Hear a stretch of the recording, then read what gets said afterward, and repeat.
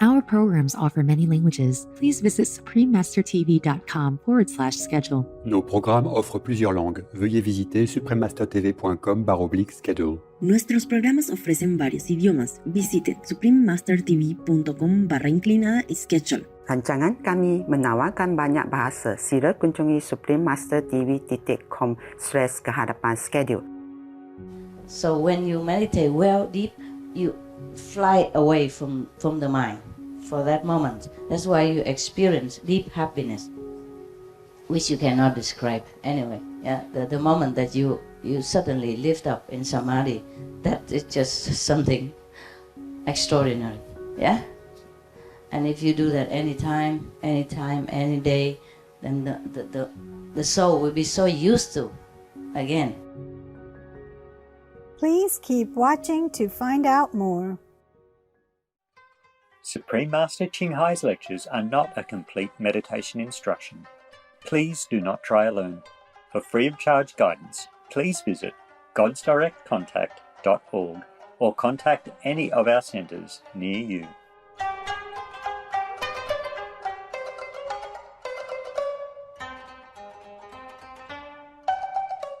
Today's episode will be presented in English with subtitles in Arabic, Aulacese, also known as Vietnamese, Bulgarian, Chinese, Czech, Dutch, English, French, German, Hindi, Hungarian, Indonesian, Japanese, Korean, Mongolian, Nepali, Persian, Polish, Portuguese, Punjabi, Romanian, Russian, Spanish, Telugu, and Thai.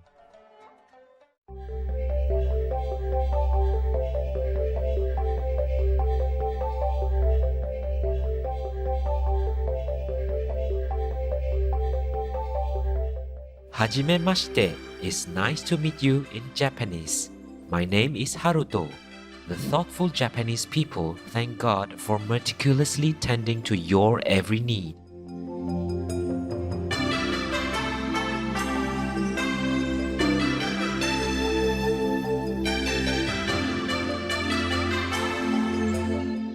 This island country of Japan has 4 distinct seasons of spring, summer, autumn, and winter.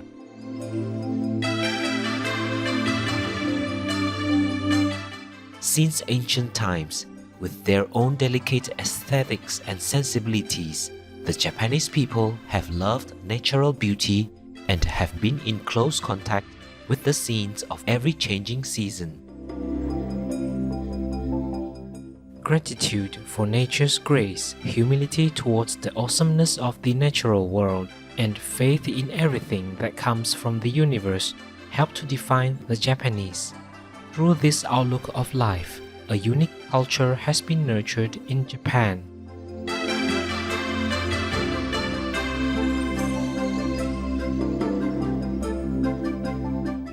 Equally admirable is the artisan or Takumi spirit of Japan. The Takumi way is dedicated to the pursuit of perfection in every step one takes to reach the pinnacle of one's job, no matter how mundane it is.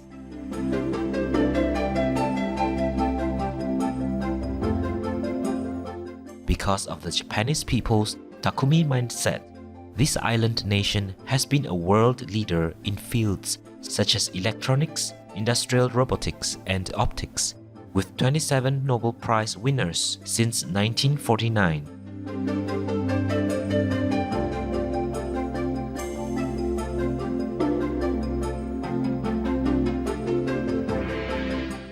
We are elated to share a glimpse of charmingly beautiful Japan with you, wonderful viewers.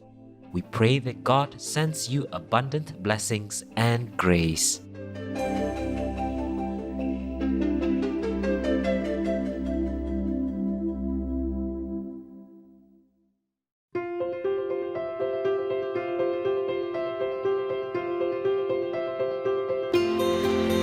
For decades, Supreme Master Ching Hai has illuminated our world with her divine teachings.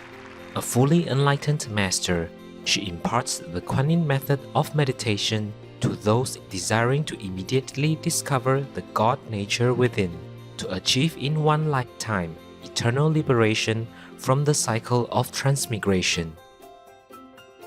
The Kuan Yin method has been practiced by all enlightened masters, such as the worshipped world-honored one Shakyamuni Buddha, the worshipped Son of God Jesus Christ, the venerated master and philosopher Confucius, the venerated Lord Krishna, the venerated master and philosopher Lao Tzu, the venerated Lord Mahavira, the beloved Prophet Muhammad, peace be upon him, Sri Guru Nanak Dev Ji, and many more.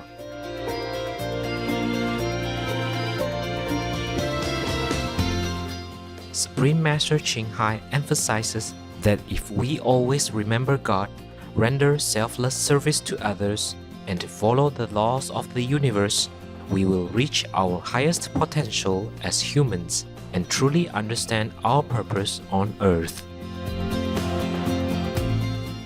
An extraordinary living example of compassion, she lovingly and regularly sends material and financial assistance to refugees, the homeless, natural disaster victims, and others needing relief.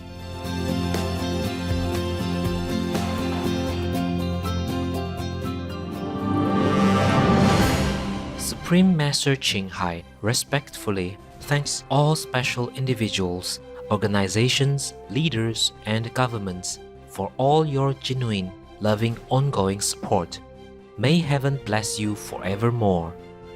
We, the Supreme Master Ching Hai International Association members, are also sincerely grateful for your expressive kindness, wishing you the best. Supreme Master Ching Hai receives love and recognition from various organizations, media, governments, individuals, and many awards, such as the 2006 Gusi Peace Prize, considered the Nobel Peace Prize of the East, the World Spiritual Leadership Award in 1994, the Mahavir Award in 2008, February 22nd and October 25th, both proclaimed as the Supreme Master Ching Hai Day, an honorary citizen of the United States, etc., and has been honored throughout the years with numerous other awards and accolades for her outstanding philanthropic and humanitarian deeds.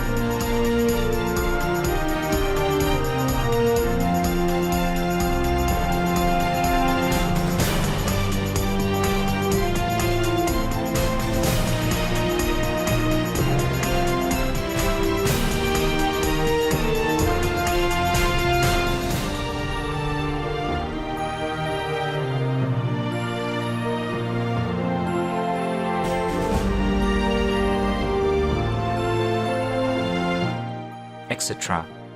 We apologize for not being able to show many other awards and honors for lack of space and time. Supreme Master Ching Hai respectfully thanks all special individuals, organizations, leaders, and governments for all your genuine, loving, ongoing support. May heaven bless you forevermore. We, the Supreme Master Ching Hai International Association members, are also sincerely grateful for your expressive kindness, wishing you the best. A true voice for our beautiful animal friends, Supreme Master Ching Hai promotes the peaceful, loving plant-based diet and envisions, with humanity's awakening to the sacredness of all life, a tranquil and glorious all-vegan world where animals and people live in respectful harmony. Her initiatives included alternative living flyer distribution, the International Vegan Restaurants, Loving Hut, vegan food companies, vegan fur products, Supreme Master Television, as well as writing and speaking to influential government and media leaders participating in televised conferences on climate change, etc. Whether we are aware of it or not, her efforts had an enormous influence on global awareness of the animal-friendly lifestyle and how this benevolent way can bring lasting peace among nations while saving our planet from climate change and disasters. Supreme Master Ching Hai has traveled worldwide and held discourses with the public and her disciples on a variety of spiritual topics. Today, we are blessed to present one of these insightful lectures entitled The Almighty, Part 4 of 4 on Between Master and Disciples, given in English on October 1st and 2nd, 2006 in Spain.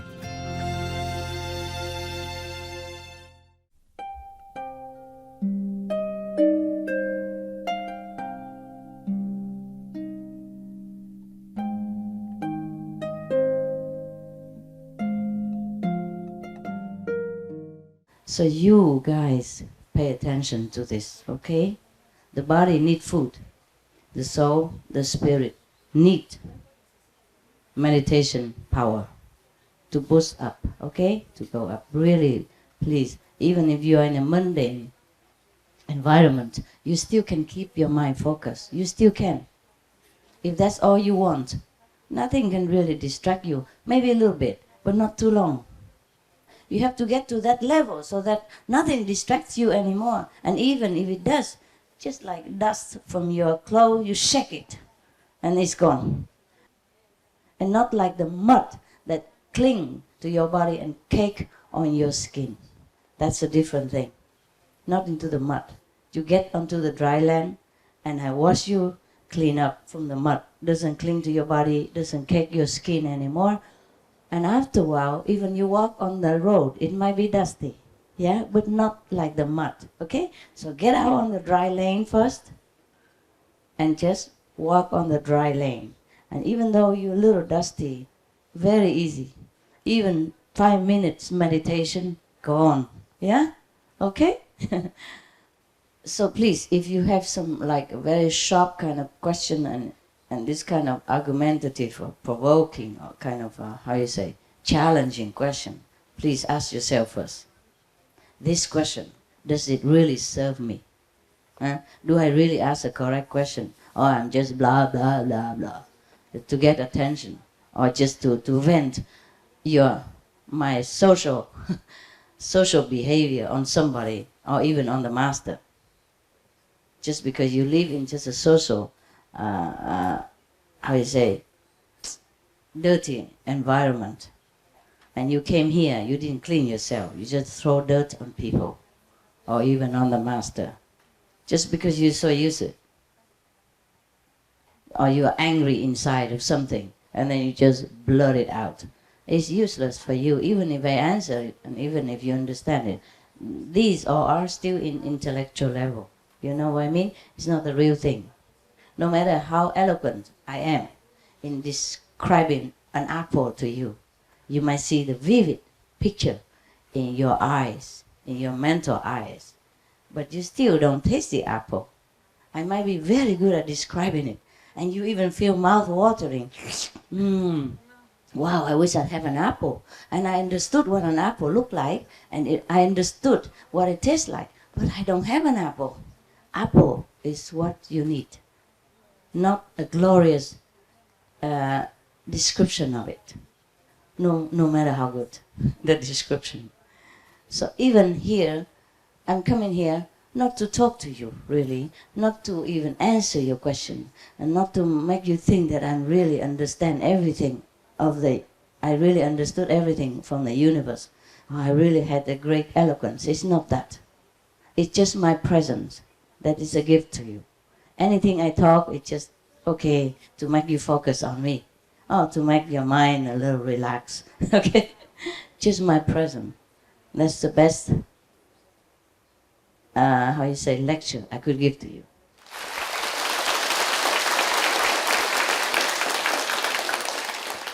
Of course, I'm here. You like me to talk. That's why I told you nonsense, all nonsense. Because according to me, they're also nonsense. Whatever I say is nonsense.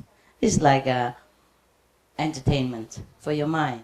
But for the soul, you have different entertainment, deeper, better, truly awaken you, shake you up, shake the dirt out of your being. That is, if you have any being to shake it. What I mean is the dirt from your mind. So that he can let your soul free. Because the mind, is the concept of the mind, is the trouble of the mind that keep the soul bound. Otherwise, nothing can bound the soul. The soul wants to use the mind and the body to experiment whatever around here. But if the mind and the body is not on a very cooperative mood, or not on a very high level, the soul just keep relying on those information and binding together. And that's how you're not liberated. It's just the mind that's the problem. So when you meditate well, deep, you fly away from the mind for that moment. That's why you experience deep happiness, which you cannot describe anyway. The moment that you suddenly lift up in samadhi, that is just something extraordinary. And if you do that anytime, any day, then the soul will be so used to, again, the freedom. Like when he sleeps. When we sleep because the soul is tired, want to get out, and at that time he's free. But daytime he had to follow the mind to see what's going on, to try to direct the mind. But the mind keep fitting wrong information. So if you meditate, you know how to get out of the mind and don't need it. Okay? And just look, the soul will look at it. The soul by himself or herself. Then can direct the mind more correctly what to do. Instead of relying on the wrong information or even right information, fitting by the mind. Yeah? The soul is very gentle, very beautiful. The soul doesn't understand the complication, the filthiness of the world. But that's why the mind is good. The mind keeps feeding information, the soul believes it. So it's better the soul get out of the mind and direct instead of following the mind. Because if follow the mind, also cannot direct well. Okay, so the soul has to be out. Like the master, the driver, cannot just follow the steering wheel. When the steering wheel is wrong, it is steer by itself. Then it's bad. The driver has to steer the steering wheel. Okay, these are human language. I'm so frustrated. I'm frustrated because I don't know how to talk anymore. I used to be more eloquent, right? Let's face it, really. No? Don't you feel the difference? I do. No. I remember when I was, when I first came out, I only use the second level talk most of the time. And I was very eloquent. I remember whoever asked any question, nobody can argue with me. But right now, if you argue with me, maybe I'm stunned. I say, oh, what is that? Yeah, really. I do know the difference. Maybe you don't. Yeah? Maybe you don't. Maybe right now, if you ask me many of those stupid questions, I don't know how to answer anymore. Probably you will win. So try it, and to feel good, just to feel good that you win. Okay? I really don't have that eloquence that I used to have. But you don't feel it? No? Different eloquence. Oh, I guess. Okay. That's good. Good idea. Yeah, it's true. Because I don't talk about those argumentative second level talk anymore. So if you ask me those questions, I probably, I notice it myself only. Maybe you don't know it because you don't ask such question much anymore, except a couple yesterday.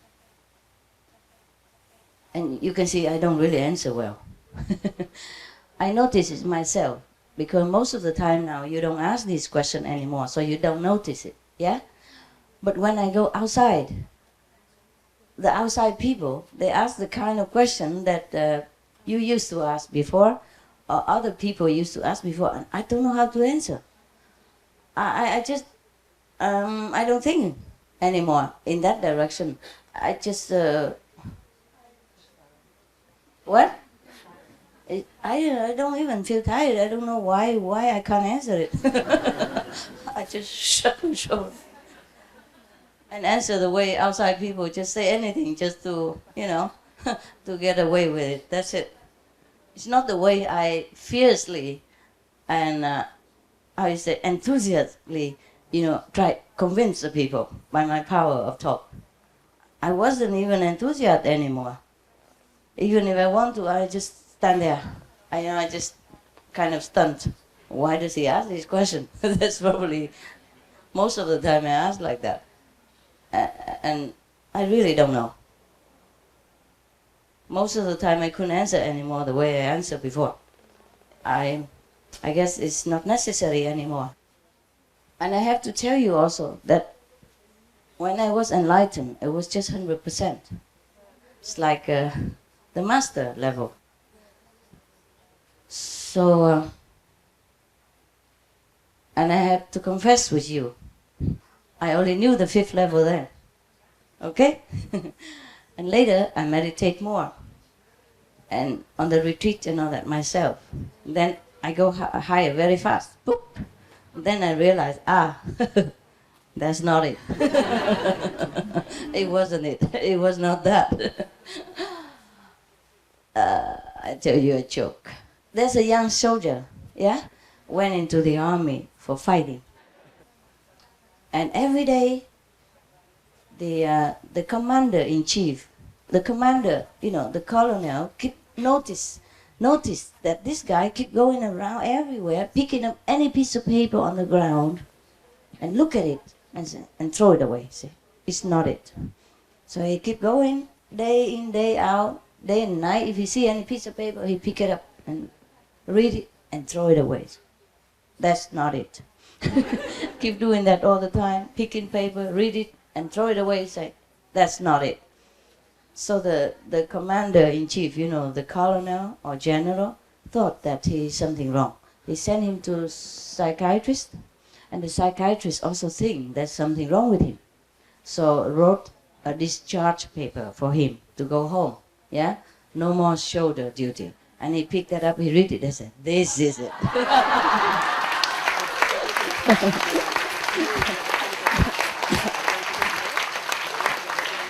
Yeah.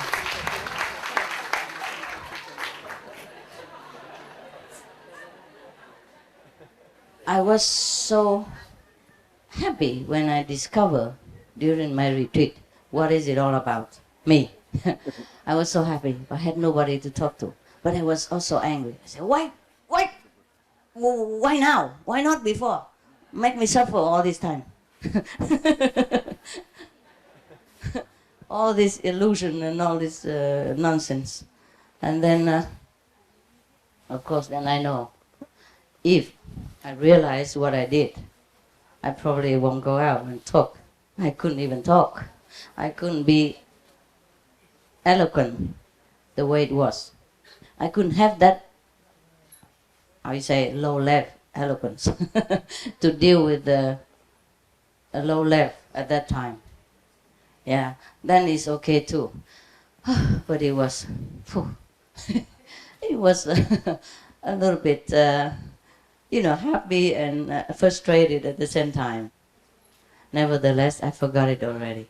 I forgot what it was. Okay, so I'm still your master. It's the same, same like before. Yeah, but not the same. The same, but not the same. For example, even on the 5th level, you sometimes still wonder, am I? You understand what I mean? Even you guys, even if sometimes you get to the 5th level, or if I say you are on the 5th level, you still have a little wondering. Yeah? After that, no more. That's why the master yesterday, I told you, no, the day before, everybody tell him he'd die. Horribly, if you keep telling them. He still say it, because there's no other thing he can say. He tell the truth, because he realized it. There's nothing can shake it. No doubt, no question, no nada. Nothing anymore. So he just have to proclaim what he is. You understand? Moreover, he knew that he has to die for the people. That's the only way he can teach them. He can cleanse them. That's what he thought at that time. Well, if a society can kill somebody who's so innocent, who does nothing wrong, in such a horrible way, then can you imagine how else the master can teach them? Like the time of Jesus, how else can he teach and cleanse them? They're not civilized enough even to listen to anything. Even if that master, the one who they vivisect, die, even if he say, I am the truth, even if he tell the lie, and you just don't listen to him and just think he's a crazy man, that's enough. Why you have to kill him like that? Now you understand what kind of society that he lived in. Yeah? And that's the only way he can liberate some of the people, his disciples and outside alike. The story ended like this. Remember the story? It's so horrible that after I read it, I throw the book away. I don't even want to even know about it. But then, I don't know, I pick it back. I thought maybe you could learn something from it, even though it's so horrific. I did not even want to let you know. But I thought maybe I could teach you something out of this. Yeah? We should gain a little bit of diamond out of the whole big dirty filth. Yeah? So the story ended like this. One of his non-disciple, but like maybe acquaintance or associate, wanted so much to know what happened. Okay, he knows that the master say that, of course, that the one who follows him will be liberated, yeah, and blessed. So he wanted to know so much about the people who persecuted him. What happened to them? So the master appear in the dream or in a vision and tell him. I think he wasn't initiated person, but kind of contact inside or admire him. I wasn't sure if that master ever initiated anybody.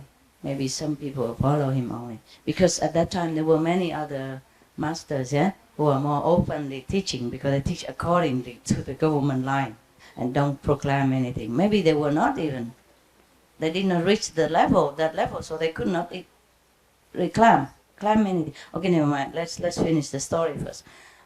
So he wanted that acquaintance of the deceased master, the persecuted master, want to know what happened to the people who persecute him. So he appeared to him and say that both are blessed by God. The one who support him and want to rescue him or follow him, they did it because of God. They believe in God. Yeah, for God's sake. And the one who persecuted him, also for God's sake, because they think he did against God. So both did it for God's sake. So God blessed them both. Perhaps the master knew already the outcome, so he blessed them already beforehand. Anyway, so at that time, many masters was teaching the same thing with him, of course, but they want him not to say that he's the truth. Yeah, that means I'm God. Want him not to say that because he would get killed. Nevertheless, he said that all the time. If anybody asks him who he is, he said, I'm the truth. If he proclaimed it in the marketplace, he knew he had to die. And even at the time of death, he proclaimed the same. At that time, many masters teach the same method that he did. But so a lot of people already follow him. And this master has also been studying before when he was younger. Now, of course, been studying with these masters. Yeah, but he separated himself out of all. Not because he said the other master are no good, not that, but he became different. Not the way other masters do. Like most of the master, for example, in India nowadays even, if the master come out, like a successor of some great already famous master, so that the tradition is this. You come out, you preach the teaching, and you always praise the master. You know what I mean? My master was this. My master will do this for you. My master will do that for you, do this for you. My master, the great. Never proclaim himself. That's they call humility. And this is rightly so. And the master of this type should have humility, should always praise God, praise the master before him, and accredit all the blessing and power to his master. That is correct. But this man, he doesn't. You see, the one who has been persecuted so gruesomely like that, he did not. He proclaimed, I am the truth. And he teach many crazy things. According to the book, they say he teach crazy. You know, he became crazy. He doesn't do it the way any other master or the contemporary master did. So they predicted that he would die on the gallows, you know.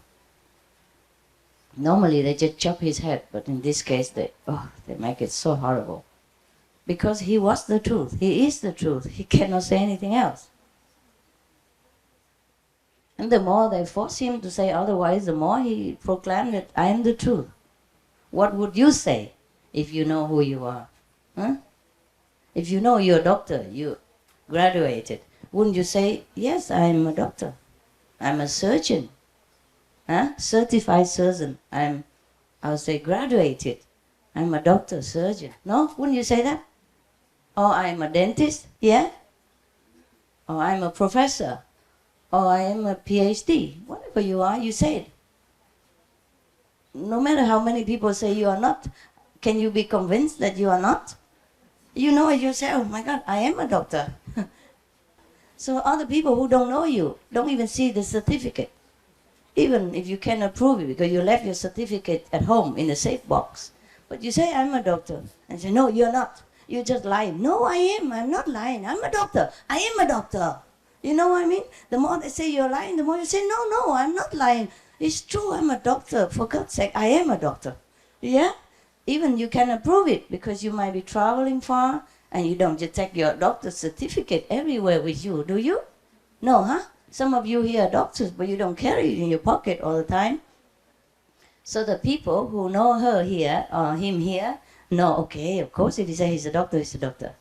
And he and then let him treat us. And then we know more and more the way he treats us, we know that, okay, nobody even doubts him because we all know and trust him. But the people outside, suppose he go on the street and say he's a doctor, people might believe, maybe not, until he's in action, or maybe they don't even let him treat, you know? If even language is not even, not the same language. For example, an English doctor here come out and talk to some Spanish peasant outside and say he's a doctor, maybe difficult to convince. You know what I mean? You can't explain it. So he won't let you treat him. Yeah? Don't touch me. I don't know who you are. For example, like that. Huh? And maybe even say that he tell lie or whatever because maybe he don't look like a doctor. Maybe he's on holiday now, he grow a big beard like this, and his hair will grow long because he's so fed up with shaving every day. So on holiday, he just let loose. And by the way, you see some people sick or in emergency need, he want to treat him. You see what I mean? Want to help him, but maybe they don't believe him. Because he doesn't look like a doctor. The doctor I see in the hospital, well-shaven and with a white coat. You don't have even a white coat. And your beard looks so long. And your hair looks so matted, It doesn't look like a doctor. Yeah, something like that. But nevertheless, he is. And he cannot proclaim otherwise, no matter how people tell him to. Eh? Now you understand? Yes. Maybe. Okay, let you go eat. I love you anyway.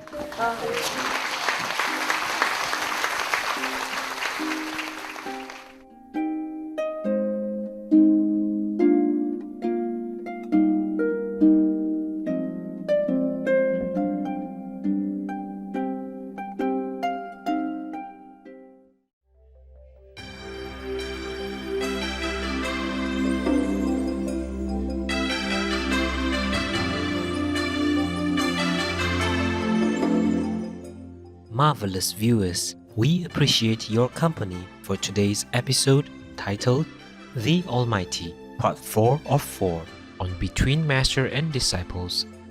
Coming up next is Vegan Kids Got Talent, Part 1 of 2 on Kids Wonderland right after noteworthy news. Please stay tuned to Supreme Master Television for more positive programming. May Buddha's love dwell in your beautiful hearts. Our programs offer many languages. Please visit suprememastertv.com/schedule and suprememastertv.com/BMD.